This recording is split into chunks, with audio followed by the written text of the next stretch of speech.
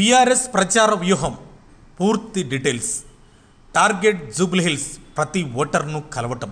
Star force 60 మంది మాజీ మంత్రులు, ఎమ్మెల్యేస్, ఎమ్మెల్సీస్.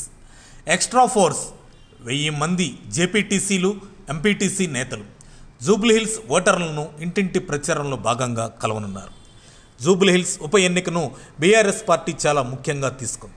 ప్రతి ఓటర్ను కలిసి ప్రచారం చేయాలని ప్లాన్ చేస్తుంది. నామినేషన్ల ప్రక్రియ నిన్నటితో పూర్తయింది.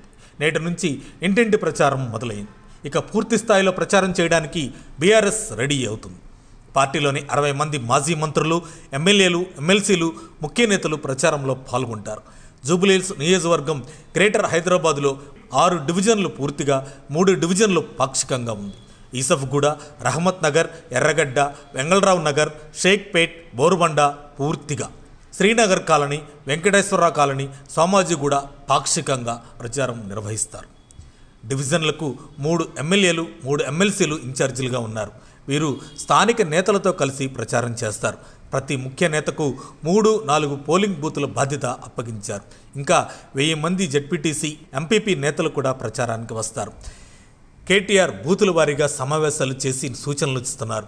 ఇక కేటీఆర్, హరీష్ రావు రోడ్ షోలు, మీటింగులకు మొదలు పెట్టనున్నారు. కేసీఆర్ కూడా ప్రచారంలో పాల్గొంటారని వార్తలు వినిపిస్తున్నాయి. ఇప్పటి వరకు ఫామ్ హౌస్ నుంచి వ్యూహాలు రూపొందించారు కేసీఆర్. కాంగ్రెస్ ప్రభుత్వ విధి విధానాలపై విమర్శలు చేస్తూ ప్రచారం చేస్తే మంచిదని బీఆర్ఎస్ పార్టీ భావిస్తుంది. కానీ ఇంకా స్పష్టత లేదు. కేసీఆర్ ఆదేశాల కోసం ఎదురు చూస్తున్నారు. బీఆర్ఎస్ పార్టీ ముందుగానే అభ్యర్థిని ప్రకటించి సమావేశాలు నిర్వహించింది. ఇంటర్నల్ సర్వేలు చేసి బలహీనతలు సరిచేసుకుని ఈ ఉప ఎన్నికల్లో గెలవాలని పూర్తి శక్తియుక్తులతో పోరాడుతుంది బీఆర్ఎస్ పార్టీ. బీఆర్ఎస్ చెప్తున్న మాట, జూబ్లీహిల్స్ బీఆర్ఎస్ అడ్డా, మా సొంతం అని. కేసీఆర్ దిగితే గేమ్ ఓవర్, ఏకగ్రీవమే అంటున్నారు కార్యకర్తలు.